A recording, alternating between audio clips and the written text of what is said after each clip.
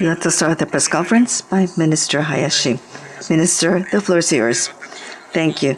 I would like to share with you 3 points in the beginning. First, tomorrow on November 12th, as part of Local to Global project that aims to promote the attractiveness of the regional area of Japan worldwide, we'll be visiting Nagasaki together with foreign diplomats who are stationed in Japan.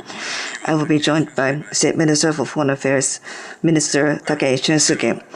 We will be visiting tourist destinations that are filled with attractiveness that are unique to Nagasaki, and we'll be enjoying a tour of facilities that produce local products with the diplomats, and we intend to promote the attractiveness of Nagasaki to the world.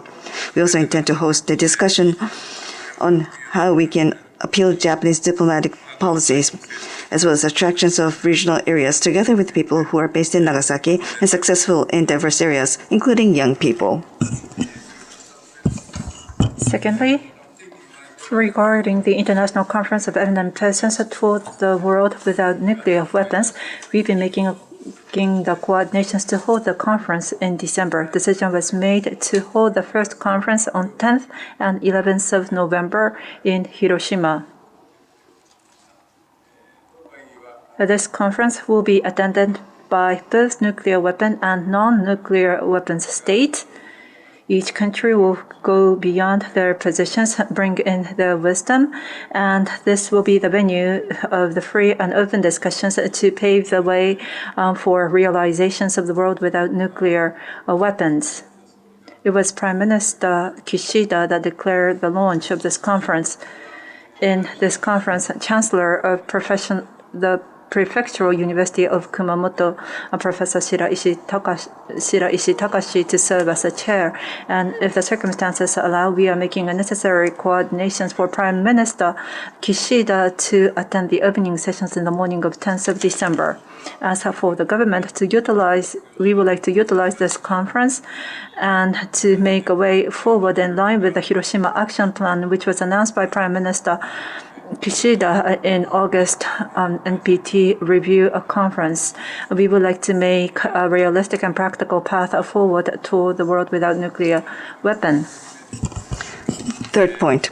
Today, as assistance to Somalia, we decided on $14 million of emergency grant aid to Somalia. Somalia is facing serious food crisis due to drought and requires emergency response.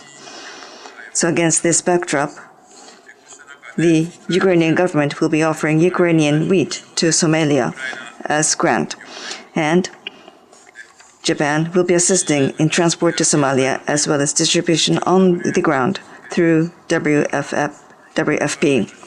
Japan will coordinate with relevant countries to assist countries who are concerned about worsening food crisis due to rising wheat prices brought on by the impact of Russian aggression to Ukraine. Thank you. These are the 3 points. Please raise your hand if you have any questions. After being called upon, please identify yourself as name and affiliations and come forward. Moriguchi-san, please. Higuchi, Chugoku Shimbun. About the International Conference on the Eminent Persons and toward the world without nuclear weapons. This is significant amidst the Russian invasions to Ukraine. What is the expectation that you are looking for during this international conference? The conference is yet to be held, so at this point in time, it is difficult to share with you the expected result and comment on without any prejudice. Well, this conference will be attended both by the nuclear weapon as well as non-nuclear weapon states. That each country will go beyond the positions and to bring wisdom as well as to have an open discussion. Yosa-san from NHK, please. Thank you. Iwasa from Yosaka. I would like to ask about the firing of the minister. The Prime Minister Kishida has decided to make a resolve to fire the Minister of Justice. What is your response? And also, what about the impact on the government? I would appreciate your thoughts. Thank you very much. Now, the matter that you referred to with regard to the comments made by the Minister of Justice, I believe this is a matter which should be addressed by the Minister himself as a politician. Now, as a result of Minister, he has reviewed his comment in sincerity and understand that he's restricted these comments. Now, as far as the impact on the government is concerned, I believe this is not a matter which I should be responding in my capacity as the Minister of Foreign Affairs. Thank you. Nobita-san from Asahi Shimbun. Nobita, Asahi Shimbun. I have a related questions. Now, regarding the impact, in the afternoon, the Prime Minister were to go to the ASEAN countries. However, that schedule has been postponed. What shall be the impact to the diplomatic schedule?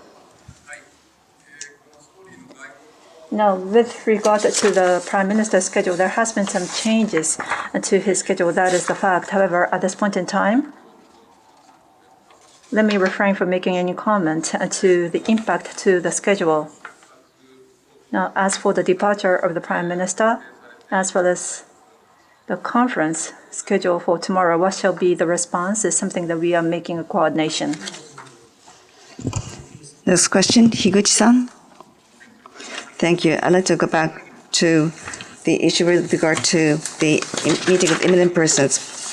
We talked about leaders, incumbent as well as retired. What is the coordination of the schedule? And we understand that Mr. Obama, the former president of the United States, is planning to send a video message. Can you talk about this, please? Yes. Inclusive of the member that you just referred to, with regard to the political leaders who will be involved in with regard to participating eminent persons, we are now coordinating the details. Next question, please. Miyahara-san from Mainichi Shimbun. Miyahara, Mainichi Shimbun.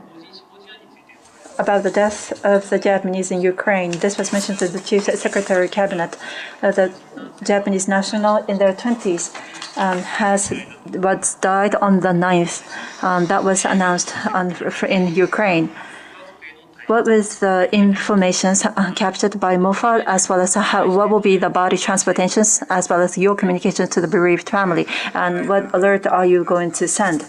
Now, from the Japanese embassy in Ukraine, we have made a confirmation, and in Ukraine, the Japanese male in his 20s who participated in the war against Russia in Ukraine died on the 9th of November. Local time. The confirmation was made on the 10th local time.